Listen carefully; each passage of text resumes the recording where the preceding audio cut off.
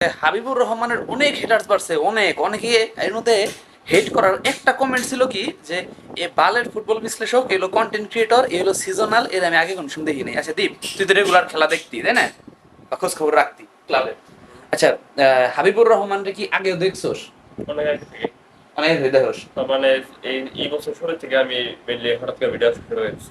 আচ্ছা, মানে হাবিবুর রহমান আগে ওই যে নিয়ন এন্ড অন বা অন্যান্য যেসব সেলিব্রিটি মতো অত সেলিব্রিটি ছিল না ফার্স্টে। না তেমনই করতো না। হ্যাঁ, তেমন সেলিব্রিটি ছিল না, যে এবার। ঠান্ডা মাথায় কথা বলতো, ঠান্ডা মাথায় এইটুকু। হ্যাঁ, আর এবার মনে হয় হাইপে উঠছে। হ্যাঁ। এবার বেশি হাইপে উঠছে। হাইপে ওঠার কারণ হলো মেনলি, তাহলে দেখেন যারা রেগুলার খেলা দেখে এরা জানে যে হাবিবুর রহমান আগেও ভিডিও বানাইতো ফুটবল নিয়ে। এখন ভাই তুমি সিজনাল, তুমি 4 বছর পর পর হইলো অ্যানালাইসিসের ভিডিও দেখো, তোমার সামনে অয় আসে 4 বছর পরে। তার মানে এই না ও আগে ছিলই না, বুঝতে পারছো? এখন হাবিবুর রহমানের হেটার করার কারণ কি জানোস? নরে ম্যাচে প্রেডিকশন দিছিল। আচ্ছা, নরওয়ের প্রেডিকশন দিছে, প্রেডিকশন মিলছে, হেটার হওয়ার কি কারণ? মানে ব্রাজিল ফ্যান মনে করতেছে কি ওর প্রেডিকশন দেওয়ার কারণেই নরওয়ে জিতছে, ব্রাজিল হারছে।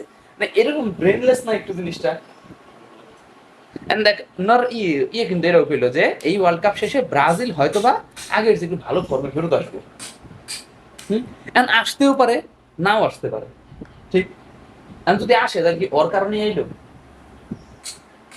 এটা পাবলিক উত্তর দিব। মানে কোন লেভেলের বলদ ভাই তোমরা?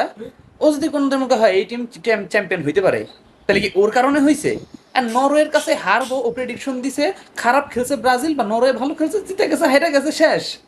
ওর কারণে কিন্তু হারে নাই, জিতে নাই, ঠিক আছে? আর ও আগে থেকেই ছিল। ওই যে নিয়ন রে নন, তারপরে আরো কিছু কিছু ইউটিউবার আছে না ফুটবলের ভিডিও বানায়, সেলিং আছে মানে অনেক অনেক। আমি আমি নাম অত অত ডিটেইল জানি না। আহ, আছে কিছু নিয়ন রে বেশি মানুষ চিনে। তো নিয়নের মতো সেলিব্রিটি না দিয়ে ও যে আগে বানাইতো না, এই জিনিসটা ভুল, বুঝতে পারছো?